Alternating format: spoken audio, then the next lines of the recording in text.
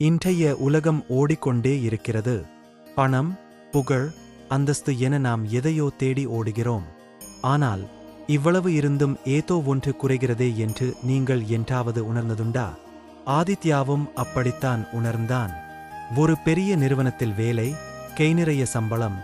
ஆனாலும் அவனது இரவுகள் தூக்கமில்லாமல் கழிந்தன. அமைதியைத் தேடி அவன் புறப்பட்ட ஒரு பயணம் அவனை ஒரு பழமையான சிவன் கோவிலுக்கு அழைத்துச் சென்றது. ஆதித்யா கேட்டான், ஐயா, எல்லாமே இருந்தும் என் மனசு ஏன் இப்படி அலைபாயுது? அமைதியைத் தேடி வந்தேன், ஆனா அது எங்கே இருக்குன்னு தெரியலடோ.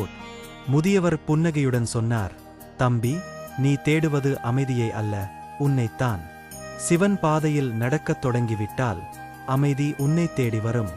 சிவன் பாதை என்பது கைலாயத்திற்குப் போவது அல்ல, அது உனக்குள் நீ செல்லும் பயணம். இதற்கு 4 படிகள் உள்ளனடோ. முதல் படி சேவை, அதாவது அகந்தையை அழித்தல். நான் என்ற கர்வத்தில் இருக்கும் வரை சிவனைக் காண முடியாது. இதற்கு ஒரு சிறந்த உதாரணம் திருநாவுக்கரசர். திருநாவுக்கரசர் எனும் அப்பர் பெருமான் சிவபெருமானின் பெரும் பக்தர். அவர் கையில் எப்போதும் ஒரு கருவி இருக்கும். அதன் பெயர் உழவாரம். கோவில்களில் மண்டிக்கிடக்கும் புற்களையும் முட்களையும் அகற்றி அந்த இடத்தை தூய்மைப்படுத்துவதே அவரது பணி. ஒரு மாமன்னராக இருந்திருக்க வேண்டியவர் இறைவனுக்குச் செய்யும் சிறு பணியில் பெரும் மகிழ்ச்சியைக் கண்டார். உங்கள் அன்றாட வாழ்வில் பிரதிபலன் பாராமல் மற்றவர்களுக்குச் செய்யும் சிறு உதவியும் சிவன் பாதையின் முதல் படிதான். 2ஆம் படி அன்பு, விதிகளைத் தாண்டிய அன்பு. இதற்கு கண்ணப்ப நாயனாரைத் தவிர வேறு உதாரணம் தேவையில்லை. திண்ணன் என்ற வேடன் முறைப்படி பூசை செய்யத் தெரியாதவன். ஆனால் அவனது அன்பு தூய்மையானது. சிவலிங்கத்தின் கண்ணில் இரத்தம் வருவதைக் கண்டதும் துடிதுடித்துப் போனான். சிறிதும் யோசிக்காமல் தன் சொந்த கண்ணையே அம்பால் தோண்டி எடுத்து இறைவனுக்குப் பொருத்தினான். இது மூடத்தனம் அல்ல, இது உச்சகட்ட அன்பு. பக்தி என்பது மந்திரங்களைச் சொல்வதில் மட்டும் இல்லை, அது உங்கள் இதயத்தில் இருந்து எழும் உண்மையான அன்பில் இருக்கிறது. 3ஆம் படி வைராக்கியம், அதாவது உலகப் பற்றுகளை விடுதல். காரைக்கால் அம்மையார் இதை உலகுக்கு காட்டினார். புனிதவதியார் என்ற பேரழகி இறைவனின் அருளால் மாங்கனி பெற்றவர். ஆனால் உலக இன்பங்கள் நிலையற்றவை என்றுணர்ந்து தனது அழகை துறந்தார். பேயுருவம் வேண்டி பெற்று கைலாய மலைக்கு தலையாலேயே நடந்து சென்றார்.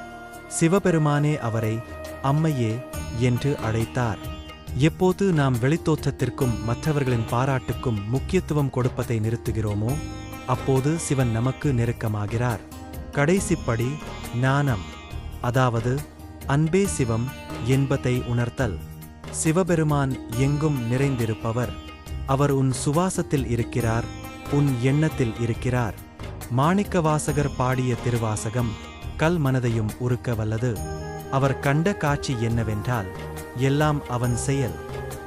நாம் செய்யும் ஒவ்வொரு செயலும் இறைவனுக்கே அர்ப்பணம் என்று நினைக்கும்போது அங்கே கவலைக்கு இடமில்லை. ஆதித்யா இப்போது மாறியிருந்தான். அவனது பிரச்சினைகள் தீரவில்லை, ஆனால் அவற்றை எதிர்கொள்ளும் மனப்பக்குவம் அவனுக்கு கிடைத்தது. சிவன் பாதையில் நடப்பது என்பது கஷ்டமான காரியம் அல்ல, அது எளிமையானது, அன்பானது. நண்பர்களே, நீங்களும் சிவன் பாதையில் நடக்க விரும்பினால் பெரிய சடங்குகள் தேவையில்லை. மற்றவர்களுக்கு உதவுங்கள், உண்மையாக அன்பு செலுத்துங்கள், உங்கள் கடமையை சரியாகச் செய்யுங்கள். அதுவே நீங்கள் சிவனுக்குச் செய்யும் சிறந்த பூசை. தென்னாடுடைய சிவனே போற்றி, எந்நாட்டவர்க்கும் இறைவா போற்றி.